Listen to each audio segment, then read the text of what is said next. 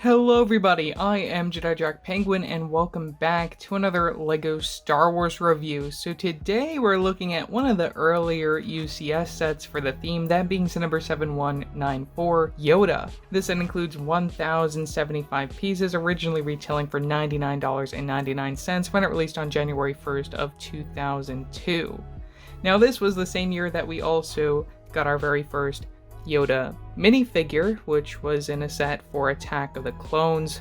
One of my favorite minifigures in my collection, so nostalgic just from the complete saga video game and such, you know. But anyways, looking at this guy, I bought him at my local Bricks and Minifigures. Yes, I actually have one of those now, which is amazing. But even though I have one, it is a bit of a hike out of my way compared to my local LEGO store that's only 5 minutes away from my house. But needless to say, I got this, I think the day after they opened. I think I spent about 50 bucks after getting some discounts, and I did buy the set completely built up. I disassembled it, I cleaned it, and put it back together. It was missing a few pieces, even had a hidden Mega Block inside, which kind of annoyed me, but here we are. I think this is a really fun set, and just looking back at some of the earlier UCS sets, I would like to get a few of them. More specifically, that Darth Maul bust would be really fun to have. Just some more prequel stuff in general I think would be a lot of fun to get a hold of. But working our way around this build, it's very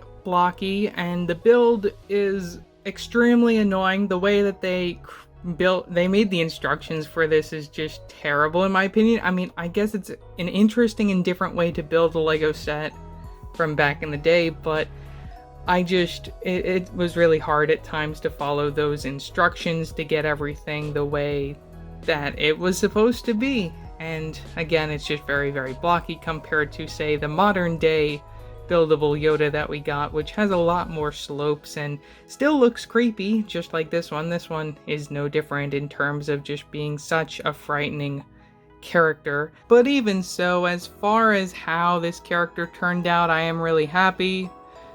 You get his cane, you get his hands, which look like a giant blob there with some gray slope pieces to represent his fingernails. You also see those gray slopes from the bottom of his feet. You can see his clothing from underneath his robes. I should note some of those RNG brown pieces are uncommon, so it's nice to get them within this set. You also get his little necklace thing, which is supposed to represent a kind of musical instrument that he made on Dagobah, which I guess it's nice. You know, I can put it right there by his mouth. He's not going to be able to hold on to it. As far as posability goes,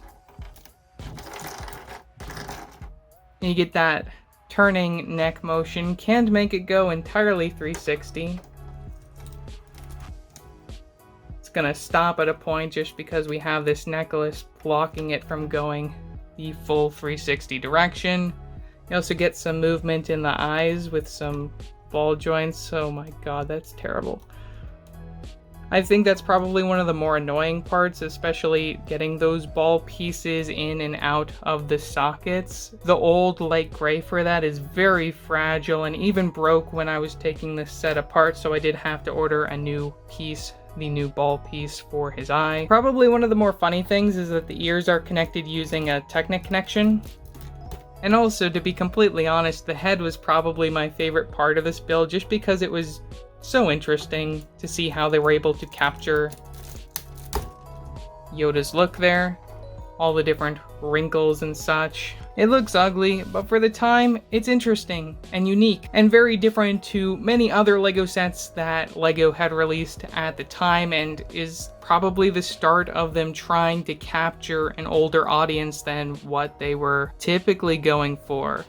One last thing that I have to show from the very back of Yoda is the fact that we do get a printed 1x2 brick, which says LEGO on it, which you would have also been able to get within the Darth Maul bust, so that's pretty cool. Otherwise, I think it was maybe included in like 2 or 3 other sets that were just out there. You know, I did almost forget to say that this is completely hollow. Ooh, that's so scary. Yikes. So overall, for $100 back in the day, I guess this was a okay deal. You get a lot of pieces. Even if you didn't want to build Yoda, you can probably use this. Like, you get a lot of tan you can add onto your Hogwarts. You get a lot of sand green. That's also a Harry Potter color. Really, I think the one thing that probably would have made this set maybe a bit more desirable is if this was really the first set to include that Yoda minifigure, though instead they did just put him in a $10 set, which is probably even better than locking him behind a $100 paywall, which is something that LEGO would do nowadays. Again, I really think that this was a fun and interesting and different experience as far as building a LEGO set. Looking back at the instructions, they're not the typical instructions that you would see for a LEGO set. It's something, you know, it kind of reminds me of Mega Bloks. I think Mega Bloks did something like this back in the day. I'm not exactly sure. It's kind of like LEGO art, but on a more difficult level. But as far as getting a display set, I think this works very well. Is it better than the current one that we got? That's debatable. To be honest, I definitely like this more studded look than the creepy one that we got in 2019. This one is still creepy, but I think it's still interesting enough to sort of sway you away from that idea. So yeah, that's all that I have to say for this video. Leave your thoughts down in the comment section below, what your thoughts are on this set. Also, don't forget to like and subscribe and hit that bell icon so you don't upload a new video. So yeah, that's it for now, and I will see you next time. Bye!